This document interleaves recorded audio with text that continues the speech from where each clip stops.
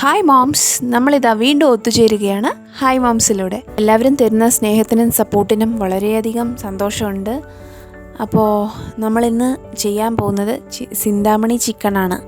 അതായത് നമ്മുടെ village food ചാനലിൽ ഫിറോസ് ഏട്ടൻ ചെയ്ത ചിന്താമണി ചിക്കനാണ് നമ്മളിന്നിവിടെ ചെയ്യാൻ പോകുന്നത്.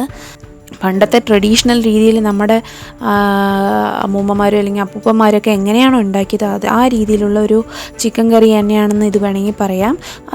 അതിൻ്റെ വേറൊരു രൂപമാറ്റം. ഇതിനാവശ്യമായ സാധനങ്ങൾ എന്താണെന്ന് വെച്ചാൽ ഒരു 1/2 കിലോ ചിക്കൻ, ചെറിയുള്ളി, 1/2 table spoon ginger garlic paste,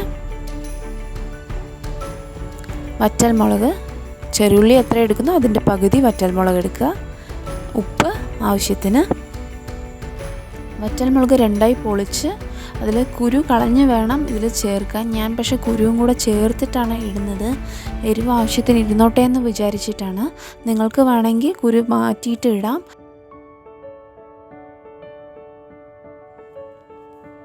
നല്ലെണ്ണ 2 ടേബിൾ സ്പൂൺ. 2 ടേബിൾ സ്പൂൺ നല്ലെണ്ണ ഒഴിച്ച് ചൂടാക്കുക. മുറിച്ച് വെച്ച വറ്റൽമുളക് എടുത്ത് നന്നായി ഫ്രൈ ചെയ്യുക. ഞാനൊരു മീഡിയം സ്പൈസിനെസ്സിനുള്ള മുളക് മാത്രമാണ് ചേർത്തിരിക്കുന്നത്. നിങ്ങൾക്ക് എരിവ് കൂടുതൽ ആവശ്യമുള്ളവർ കൂടുതലായിട്ട് മുളക് ചേർക്കാം. ചെറിയുള്ളി ഇടുക.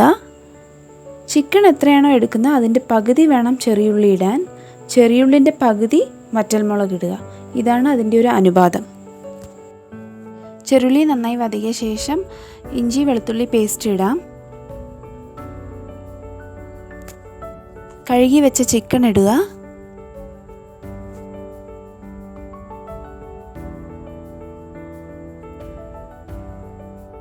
മഞ്ഞൾപ്പൊടി ആവശ്യത്തിന്,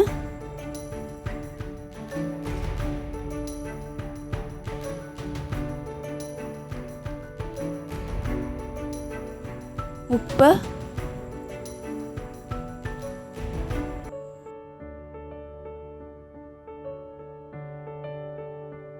അപ്പോൾ നമ്മുടെ ചിക്കൻ കറി ആയിക്കൊണ്ടിരിക്കുകയാണ്. ഇടയ്ക്കിടയ്ക്ക് നന്നായി ഇളക്കി കൊടുക്കുക. കാരണം നമ്മളധികം വെള്ളം ഒഴിക്കാത്തതുകൊണ്ട് ഇടയ്ക്കിടയ്ക്ക് തുറന്ന് ഇളക്കി കൊടുത്തുകൊണ്ടിരിക്കുക.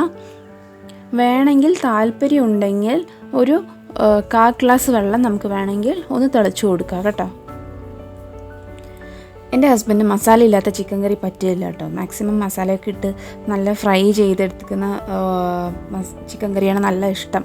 സോ ഞാൻ ഈ ചിക്കൻ കറി വെച്ചുകൊണ്ടിരിക്കുമ്പോൾ മനസ്സിൽ വിചാരിച്ചുകൊണ്ടിരിക്കുന്നു, ഇത് അത്ര ഏൽക്കാൻ പോകുന്നില്ല, ഇത് ഞാൻ തന്നെ കഴിക്കേണ്ട അവസ്ഥയായിരിക്കും എന്ന് വിചാരിച്ചിട്ടിരിക്കുകയായിരുന്നു. പിന്നെ അങ്ങനെ കഴിച്ചുകൊണ്ടിരിക്കുമ്പോൾ ഭക്ഷണം ചിക്കൻ ആയിട്ട് കഴിക്കാൻ കൊടുത്തപ്പോൾ പുള്ളിക്കാരൻ പറഞ്ഞു, ഇടയ്ക്കിടയ്ക്ക് നമുക്ക് ഉണ്ടാക്കാമല്ലോ, ഇത് എപ്പോഴും മസാല ഉണ്ടാക്കിയിട്ടല്ല ഉണ്ടാക്കുക, നമുക്ക് മസാല ഇടാതെ ഒരു ഡിഫറെൻ്റായിട്ട് ഉണ്ടാക്കാമല്ലോ എന്ന്. അപ്പോൾ എനിക്ക് തോന്നി എൻ്റെ പ്രൊഡക്റ്റും സെയിലായി. അപ്പോൾ നിങ്ങൾക്കും ഇതുപോലെ വ്യത്യസ്തമായിട്ടൊക്കെ എന്തെങ്കിലുമൊക്കെ ട്രൈ ചെയ്യാം കേട്ടോ.